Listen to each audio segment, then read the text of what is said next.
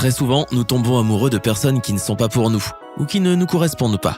En fait, parfois, dans la vie, nous voulons des gens si différents de nous que la relation ne paraît pas viable. C'est ce qui est arrivé à Tom alors qu'il avait une vingtaine d'années et commençait tout juste à faire son chemin dans le monde. Quand il était plus jeune, Tom était tombé follement amoureux d'une fille du coin, Rachel, venant d'une famille très riche. Ils s'entendaient bien, ils s'amusaient et elle était incroyablement belle. Tom était travailleur, il était beau et tout dévoué à Rachel, mais elle ne s'intéressait pas à lui. Un jour, n'y tenant plus, il fit sa demande en mariage et découvrit alors d'où venait le problème.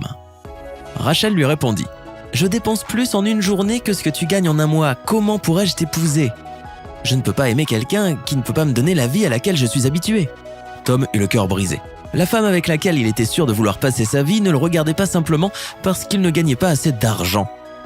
Ils se séparèrent ce jour-là. Rachel continua sa vie et Tom quitta la ville vers un nouveau destin. 10 années passèrent sans qu'ils se revoient. Jusqu'au jour, quelques 10 ans plus tard, où ils se rencontrèrent par hasard dans un centre commercial. Ils étaient tous les deux seuls quand la rencontre eut lieu et ils furent surpris de se revoir. Les sentiments de Tom n'avaient pas changé et pendant un moment, il pensa qu'il pourrait avoir une seconde chance. Au cours des 10 dernières années, il était devenu riche. Ils parlèrent un moment de leur vie et de leur situation, puis Tom demanda à Rachel si elle était toujours célibataire et elle répondit que non. « En fait, je me suis marié à un homme très riche. Il gagne environ 15 000 $ par mois. Nous sommes très heureux et nous avons passé notre lune de miel à Bali, dit-elle, clairement satisfaite de sa chance et heureuse de le montrer à Tom. Il va sûrement comprendre que ça n'aurait jamais pu marcher entre nous, pensa-t-elle, elle qui était habituée à avoir les plus belles choses de la vie alors qu'il venait d'un milieu modeste. Tom eut le cœur brisé une nouvelle fois, mais il fit semblant d'être heureux pour elle. Il avait du mal à garder ses sentiments pour lui quand il vit arriver Sean, le mari de Rachel. Il s'avéra que les deux hommes se connaissaient très bien. Sean fut surpris quand Rachel lui présenta Tom. « Bonjour, c'est un plaisir de vous voir, monsieur, dit-il. » Tom acquiesça. « Pour moi aussi, monsieur... »« Carter, » répondit Sean. « Monsieur Carter, je suis ravi de vous revoir. » Tom dissimula ses sentiments et entama une conversation polie. Pendant ce temps, Rachel les regardait, essayant de comprendre comment ils s'étaient rencontrés. Finalement, elle n'y tint plus et demanda à son mari comment ils se connaissaient. Elle fut encore plus surprise quand Sean lui répondit. « Chérie, c'est mon patron. C'est le propriétaire de l'entreprise qui l'a créée à partir de rien, dit-il. » Rachel comprit alors qu'elle avait fait une erreur. Son mari était un homme très riche, qui travaillait pour une grande entreprise prospère, valant 100 millions de $ par an. Or, il s'avérait que cette entreprise appartenait à l'homme qui était follement amoureux d'elle, l'homme qu'elle avait rejeté 10 ans plus tôt parce qu'il était trop pauvre. Ils discutèrent pendant 5 minutes de vacances, de travail et de plein d'autres choses. Puis Tom s'excusa pour aller soigner son cœur brisé. Rachel ne dit pas à son mari comment ils se connaissaient, mais elle demanda quelle était l'histoire de Tom. Alors Sean lui raconta quelque chose qui allait l'inciter à revoir ses idées et à repenser ses choix. « J'ai entendu dire qu'il aimait une femme qui ne voulait pas de lui parce qu'il n'avait pas d'argent. Il a donc créé sa société pour pouvoir lui donner la vie à laquelle elle était habituée, expliqua-t-il. Mais à chaque fois qu'il la contactait, elle l'ignorait.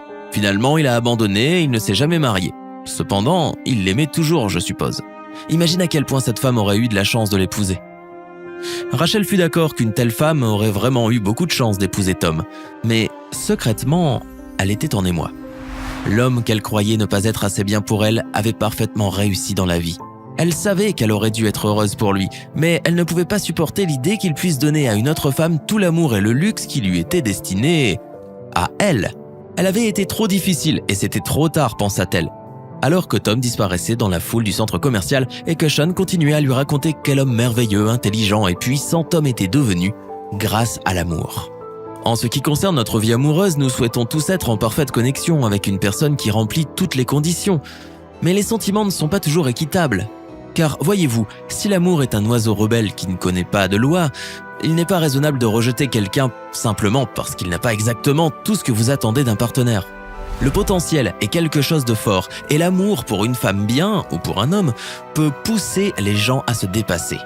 Tom était devenu millionnaire pour l'amour d'une femme qui ne voulait pas de lui.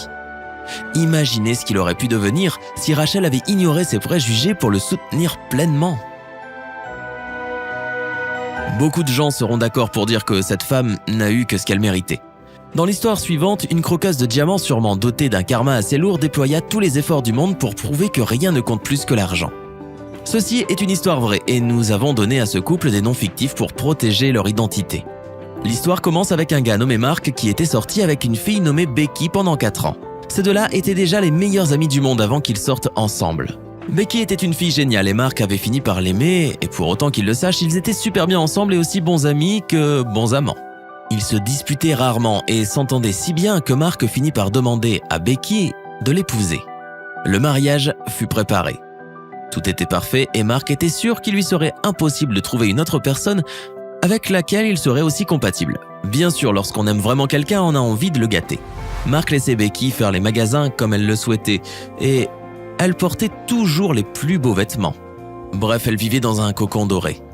Même si Becky ne demandait rien, Mark la gâtait parce qu'il l'aimait et qu'il était comme ça, aussi gentil que possible. Becky avait récemment trouvé un emploi d'assistante à temps partiel pour un salaire correct. Et elle avait besoin d'un téléphone pour son nouveau travail. Mark avait acheté le beau téléphone qu'elle voulait et Becky avait dit qu'elle le rembourserait avec son premier chèque. Tout semblait aller vraiment bien pour le couple et tout le monde était heureux. Mais en fait, tout n'allait pas aussi bien que ça. Un jour, la banque reprit possession de la seule voiture du couple. Quand Becky appela la banque, elle apprit que Mark avait 3 mois de retard dans ses paiements. Bien sûr, Mark savait que ce n'était pas bien, mais Becky lui avoua tout à coup que quelque chose n'allait pas. Qu'elle en avait marre d'être fauchée et d'avoir des problèmes financiers et qu'elle voulait autre chose de la vie que d'être pauvre et endettée.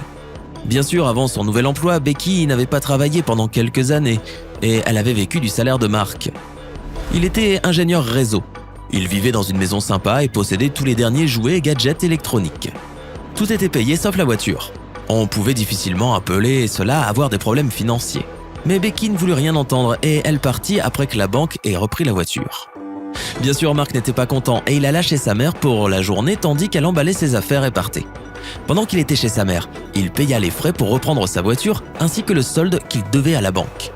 Cependant, il s'avéra que la banque avait commis une grosse faute, que le solde provenait d'un compte différent et qu'elle avait repris son véhicule par erreur. La banque régla le problème, lui rendit le solde ainsi que sa voiture. Ce soir-là, Mark revint chez lui et découvrit que Becky avait tout emporté.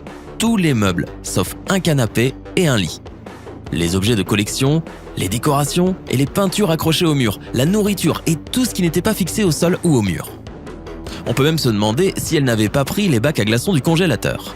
Elle avait également pris les 2 téléphones portables, y compris le nouveau qu'il lui avait acheté, pour lequel il avait payé $300 par mois. D'ailleurs, il devait toujours $1200 pour ses téléphones. Il découvrit aussi qu'elle avait emprunté $2000 à la mère de Mark, qu'elle ne rembourserait jamais. Mark envoya un mail à Becky lui demandant de lui rendre ses affaires et argent qu'elle devait.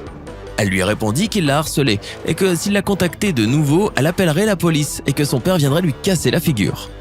Mark désactiva l'abonnement de ses 2 téléphones et elle emprunta un téléphone pour lui demander s'il comptait les réactiver.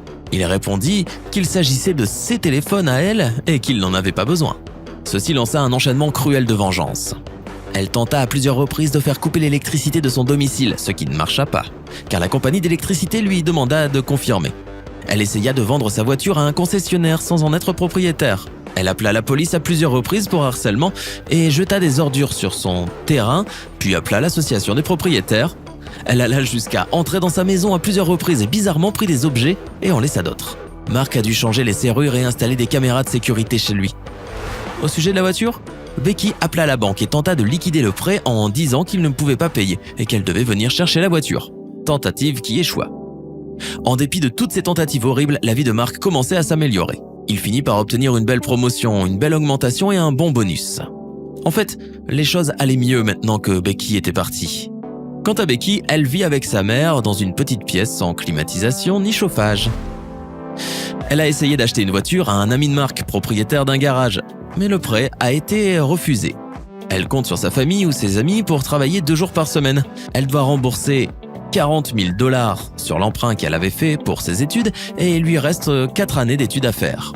Mais bon, c'est mieux que de se battre, non ? Nous espérons que vous avez aimé la vidéo.